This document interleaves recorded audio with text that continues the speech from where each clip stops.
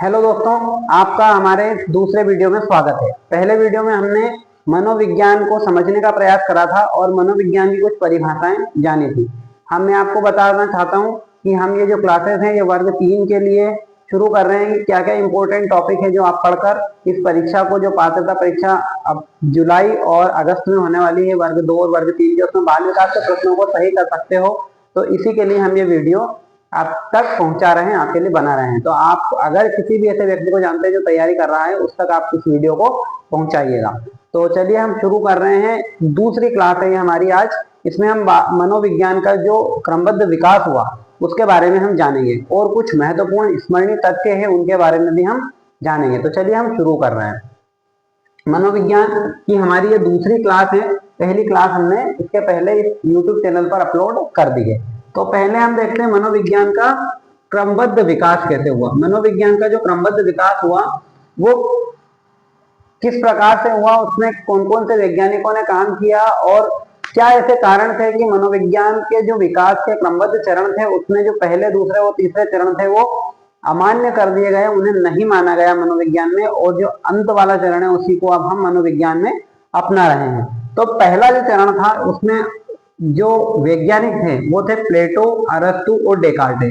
प्लेटो, अरस्तु और डेकार्टे का कहना था कि भैया जो मनोविज्ञान है वो आत्मा का विज्ञान है। काय का विज्ञान है? आत्मा का विज्ञान है। हम जो ये बात कर रहे हैं 16वीं शताब्दी की कर रहे हैं। 16वीं शताब्दी में वैज्ञानिक थे प्लेटो, अरस्तु और डेकार्टे, और इनका मानना था कि जो मनोविज्ञान है वो आत्मा का विज्ञान है। लेकिन जब इनसे पूछा गया आत्मा के आकार के बारे में, आत्मा की रूप के बारे में, आत्मा के रंग के बारे में, तो ये उसको प्रॉपर तरीके से व्यवस्थित रूप से बता नहीं पाए। तो इसलिए 16वीं सदी के अंत में इस आत्मा के विज्ञान को खारिज कर दिया गया और इसे नहीं माना गया।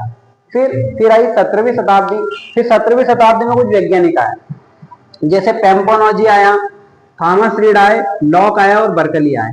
इन्होंने कहा कि जो मनोविज्ञान है वो आत्मा का विज्ञान नहीं है, वो मन और मस्तिष्क का विज्ञान है। जब इनसे पूछा गया मन और मस्तिष्क के बारे में तो ये भी उसकी सही सही व्याख्या नहीं कर पाए, जिसके कारण क्या हुआ कि 17वीं शताब्दी के अंत में 18वीं शताब्दी में मन मस्तिष्क के विज्ञान को भी अमान्य कर दिया गया। उन्होंने बोला कि नहीं, ये जो मनोविज्ञान है मन मस्तिष्क का विज्ञान भी नहीं है। उसके बाद 19वीं शताब्दी में कुछ आए, जैसे Freud, white, William James, William wound और जेम्स सली। ये वैज्ञानिक आए और इन्होंने कहा कि ये जो मनोविज्ञान है ये मन और मस्तिष्क का विज्ञान ना होकर चेतना का विज्ञान है। लेकिन जब इनसे चेतना के बारे में पूछा गया तो ये भी चेतना के बारे में प्रॉपर साक्ष्य नहीं दे पाए और उसको एक्सप्लेन नहीं कर पाए, इसलिए इसको भी 19वीं शताब्दी के अंत तक आते आते अमान्य कर दिया गया। फिर आया व्यवहार और अनुभूति का विज्ञान। व्यवहार और अनुभूति के विज्ञान में कौन कौन वैज्ञानिक थे? तो उसमें वाटसन, मैकडूगल, वुडवर्थ और स्किनर, ये 4 लोग थे और इन्होंने मनोविज्ञान को व्यवहार का विज्ञान माना है। और व्यवहार का विज्ञान को ही आप आज के मनोविज्ञान में हम मानते हैं कि जो मनोविज्ञान है वो व्यवहार का विज्ञान है, मतलब इसको एक्सेप्ट कर लिया गया कि हाँ भाई मनोविज्ञान जो है वो व्यवहार का विज्ञान है। और ये कब की बात है? ये 20वीं शताब्दी की बात है। तो ये पूरा मनोविज्ञान का क्रमबद्ध विकास है। इसको याद करने की एक ट्रिक है, आम चाओ। आम चाओ, आम आ से आत्मा, मां से मन मस्तिष्क, चा से चेतना और वा से व्यवहार, यानी कि आत्मा, मन मस्तिष्क, चेतना और व्यवहार का विज्ञान।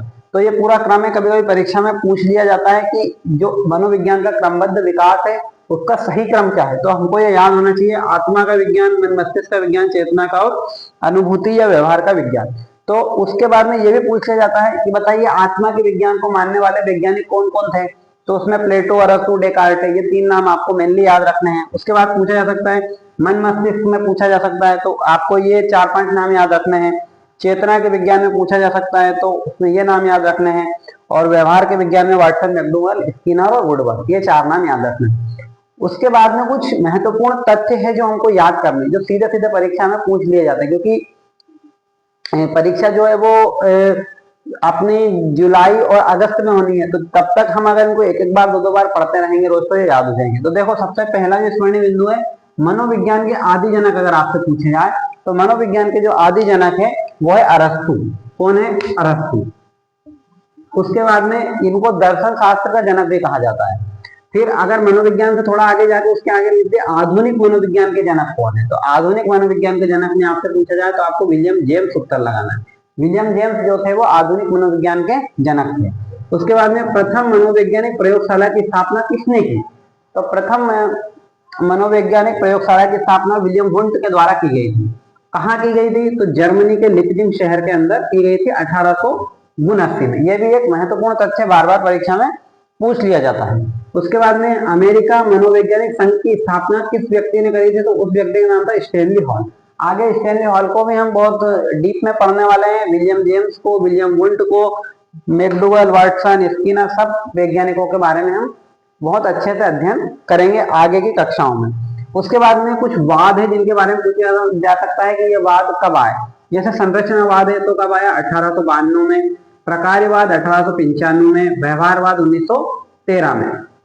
एक और बात कि भारत में प्रथम मनोवैज्ञानिक प्रयोगशाला कहाँ बनी। तो भारत में प्रथम मनोवैज्ञानिक प्रयोगशाला कलकत्ता के अंदर बनाई गई थी।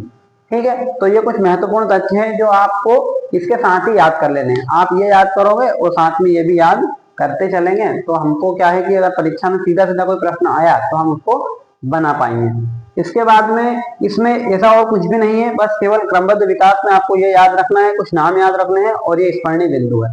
इसके बाद हम अगला जो वीडियो आएगा, अगला वीडियो में हम बात करेंगे कुछ वैज्ञानिक हैं जो बहुत महत्वपूर्ण हैं, उनके ऊपर पर्टिकुलर छोटे छोटे वीडियो हम आपको बनाकर देंगे कि आप उनके बारे में बहुत अच्छे से समझ पाएं और जान पाएं। तो आज के इस वीडियो में हम केवल इतना ही रखेंगे, इससे ज्यादा बड़ा वीडियो नहीं बनाएंगे, छोटा वीडियो है तो आप इसको बहुत ध्यान से देखना क्योंकि ये बहुत इंपॉर्टेंट है। हो सकता है इसमें कोई प्रश्न आपकी परीक्षा में जो जुलाई अगस्त में होने वाली है उसमें पूछ लिया जाए। तो अगले वीडियो में हम मिलेंगे किसी नए मनोवैज्ञानिक के साथ, नए वैज्ञानिक के साथ। तो उसके लिए आप हमारे इस चैनल को सब्सक्राइब कर लें और इस चैनल को आप शेयर भी करें ताकि उन लोगों तक भी ये वीडियो पहुंच पाए जो इसकी तैयारी कर रहे हैं। हो सकता है उनकी मदद इस वीडियो के माध्यम से आप कर पाएं। चलिए अगले वीडियो में मिलेंगे, तब तक के लिए धन्यवाद। जय हिंद, जय भारत।